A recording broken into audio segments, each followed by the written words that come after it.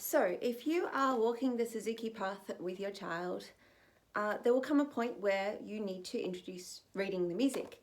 And this can happen at different ages and stages depending on the student and their readiness.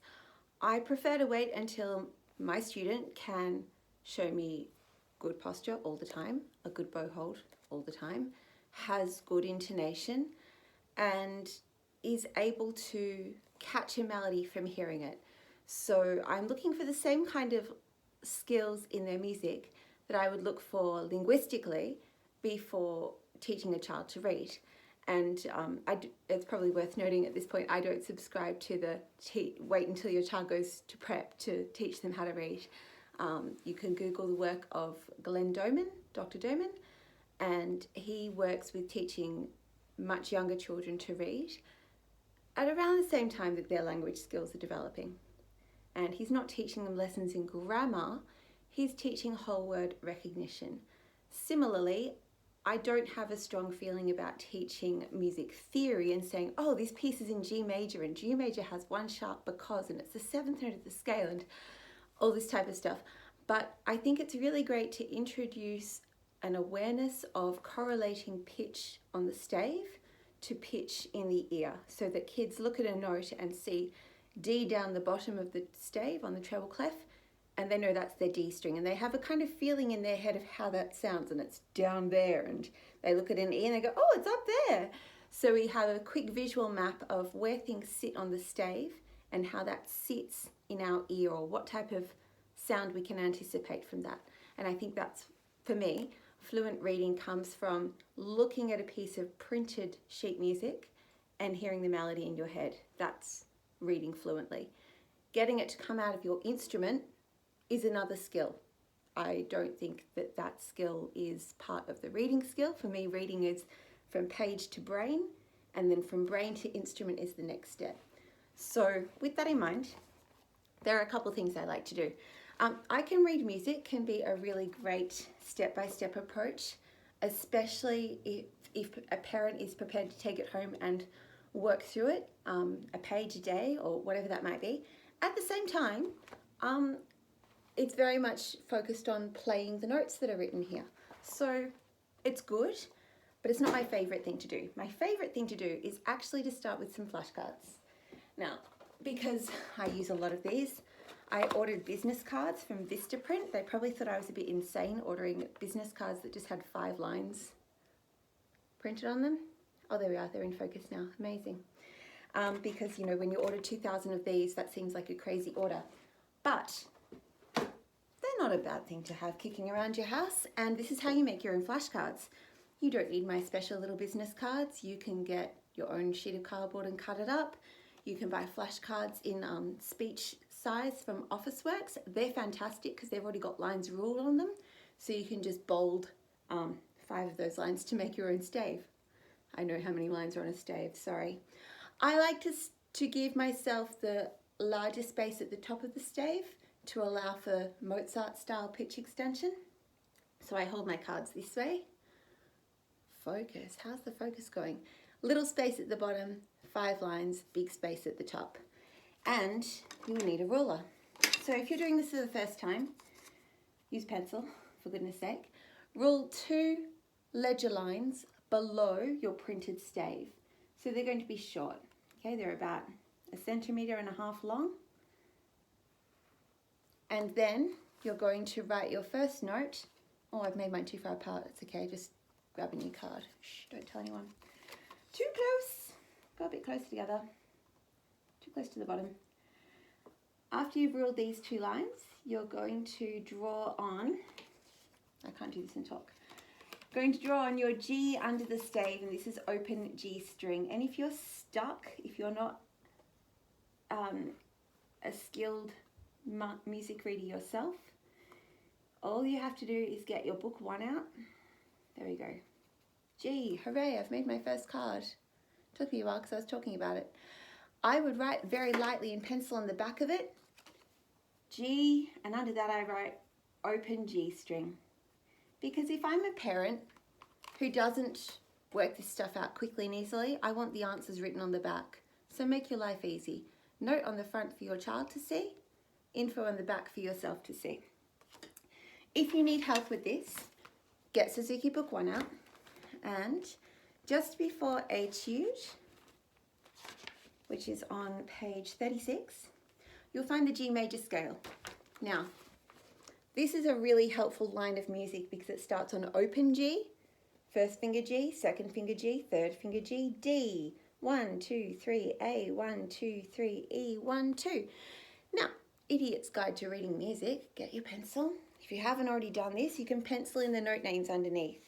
G, A, B, C, D, E, F, G. At this stage, I don't usually worry about sharps, flats, naturals. They're kind of added on extra, okay? They alter the pitch. I'm really concerned with just getting the idea of these spots on the stave having a name and an identity down as a concept.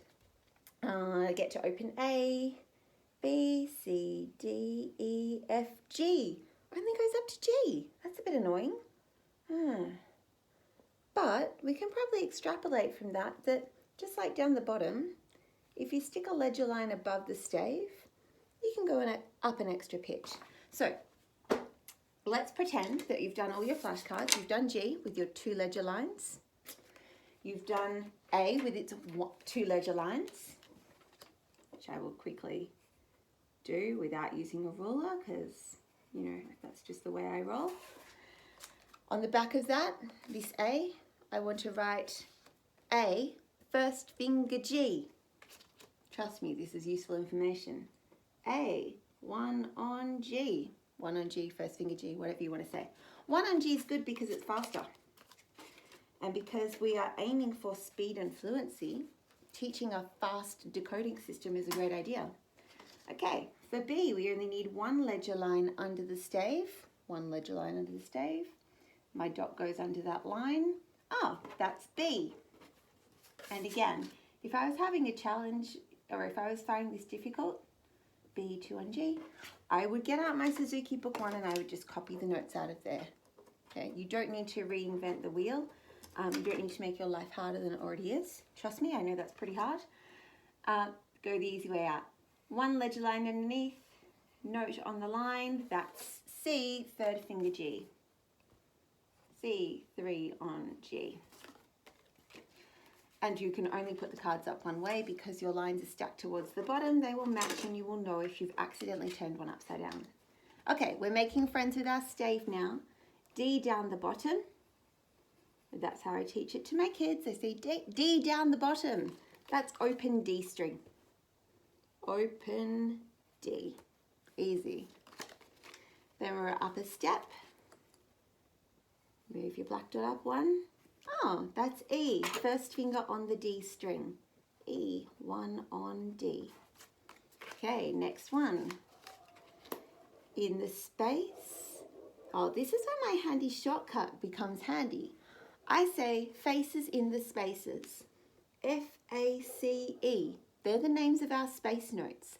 Teaching F-A-C-E, faces in the spaces, is a great shortcut because that C is suddenly really quick and easy to find. F is suddenly quick and easy to find. Some kids get a bit marooned in the middle of the alphabet, so giving them a little code can really help that stuff out. We're up to G. Climb up onto the line. No, I don't teach every good boy deserves fruit because by the time they say the thing and then work out what letter the word started with, it's slower than saying faces in the spaces and counting up 1. Also, I don't know, I don't love it. There are so many other acronyms in music that I think faces in the spaces that rhymes and that is easy to remember is just my favorite. Okay, A, there's that faces in the spaces thing again. That's open A. So on the back, all right, open A. Now the brainy among you will have spotted we can also play this as 4th finger on the D string. So you may want to write that as an alternative. Open A or 4 on D. They're the same pitch.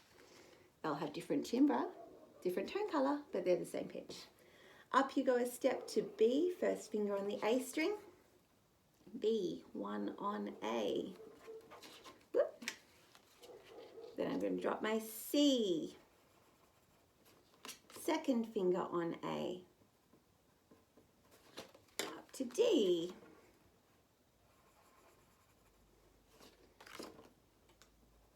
three on A. Oh, top space, that must be E because spaces in the spaces, F-A-C-E says so. E, top space. Open E string or fourth finger on A. Okay. Up we go. Step above E we have F. That's right. And at the moment we're usually playing F sharp. But we just need to know that that black dot is F's home on the stave. If we put a sharp in front of it, it's F sharp. If there's a sharp in the key signature, in that location, on that top line, it's an F sharp. Up we go, resting on top of the top line, we have G. Second finger on E string. Now, we're going to need a ledger line, just like we did for G string notes underneath the stave. Because now we're floating in this space up here above the stave, we need a ledger line to make our location absolutely clear and obvious. So ledger line above the stave, okay? And then like a bead on a string, this is A, and the little memory trick I use to teach this is that it's like writing the letter A, where you usually go here and you put your line through the middle, just like the ledger line of the note. So sometimes that helps. Kids like that idea. And I also say this is like your fresh start, A, because then you can count up from A for any nasty notes that are floating way above the stave. So instead of starting off at E string and having to get 3 steps in, we can take a shortcut. First ledger line, first letter of the alphabet. Some kids love it. Some kids doesn't work, doesn't stick. That's fine. 3 on E. Also, we use third position a lot later on, and this idea of a fresh start or first ledger line, first letter of the alphabet, first finger in third position, sometimes the synchronicity just helps it snatch into the brain a bit better. Keep your ledger line, go above it this time. Then we of course have B. A is like a bead on a string and B is above the string. And that's fourth finger on E. Please add the C. Do you know why? Because we're going to meet it in book 2, Lolligabot. And if we've been seeing it for a long time already, woo, 2 ledger lines, how exciting. It's not scary when we play it in Lolligabot. And we can just call it C. You don't have to talk about which finger it's going to get played with. You can say it's a stretchy fourth finger, like B is fourth finger and C is stretchy fourth finger. But it's just nice to be visually familiar with it so that when it comes up in book 2, it's not a nasty shock. It's, I already know that. That's C. That's easy. Great. That's easy. So these are my business cards turned up with their 5 lines across. But I would recommend cue cards. Just sit down. Very boring job. Black texture, ruler. Go over 5 of your lines to give yourself a base stave that's B-A-S-E stave, a model from which to work on, and then create your flashcards. And then the fun begins. Now, some kids like big differences. Some kids like logic and analysing and counting and maths. So, for the kids who like big differences, I find my open string cards first and I just show them G, D, A and E, and they're all very different and it's very easy to tell which one is which, and we talk about the way the sounds correlate to what we see at the pitch. So G is right down the bottom, E is right up the top, here's D, here's A, and I pluck my strings. You can pluck them on their violin or play them on the piano as we look at those cards and say the note names. And we go in order, G, D, A, E, G, D, A, E. Oh, let's go backwards, E, A, D, G, E, A, D, G. Can you put them in order from lowest to highest? Can you put them in order from highest to lowest? So that they're manipulating the cards, they're engaging with the cards, and we're thinking about them in terms of pitch and relationship. That's one way of introducing. If my student is maybe an older child that's working at a less advanced level, I might just take the notes they're familiar with. So I would take just the notes that they see in Twinkle and Lightly Row. And that would be open A up to first finger on the E string. And I would leave the first finger off and I would just go from A to E. So we have A, B, C, D, E. That's pretty easy. And we'd start with the idea of faces in the spaces. Here's A, and we count up A, B, C, A, B, C, D, A, B, C, D, E. And you can play all the same games. From lowest to highest. From highest to lowest. Then you can mix them up and lay them out, and they say the name as you point to the card. So there's millions of different options and ideas. If you do buy, a bunch of business cards, or you make duplicates, extras, you can also use the cards to write out pieces. So you lay them out in order, and then you can play them, or not play them, or sing them, or clap them, or stand on your head. But this idea of visual pitch, at the same time that we are working our oral muscles with singing or listening or clapping or playing, is awesome. I don't like going straight to play this note, because now we have to engage our body and our muscles while we're still trying to decode stuff, and that's like handing a 6-year-old a book of Shakespeare and saying, produce this play. That's really complex. So breaking a big task, learning to read music is a big task, down into smaller components. Great idea. And flashcards is my favorite way to do it. Whoops. I dropped one. So I think there are 17 cards in this little set. I wouldn't start on day one with all 17. That's insanity. Don't do it. No one will be happy. But like I said, I would start with either the open strings and then add first fingers. So you have G and A, D and E, A and B, E and F. Or you start with the familiar notes. We're just going to look at the notes that are in Twinkle Twinkle Little Star. Now let's just add an extra one up the top. That's second finger on E, that's G. Now let's add another one at the top. That's third finger, that's A. We play that in Song of the Wind. And you can do the same at the other end. Let's just add one note in the other direction. So that would be third finger on D string, and its name is G because G comes just before A. So in that kind of scenario, it might take 2 weeks to add all the cards and get the complete set in action, but it's worth it. You're building really, really good foundations for note decoding. And I don't get into rhythm yet. We do get into rhythm, but again, we get into it via twinkles and we look at the visual representation of what we're doing.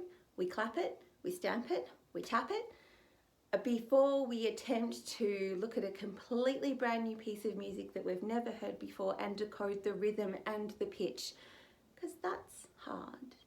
So instead, my backdoor is pitch. Because our Suzuki kids hear their repertoire so many times, this is really just like the extra little push they need sometimes.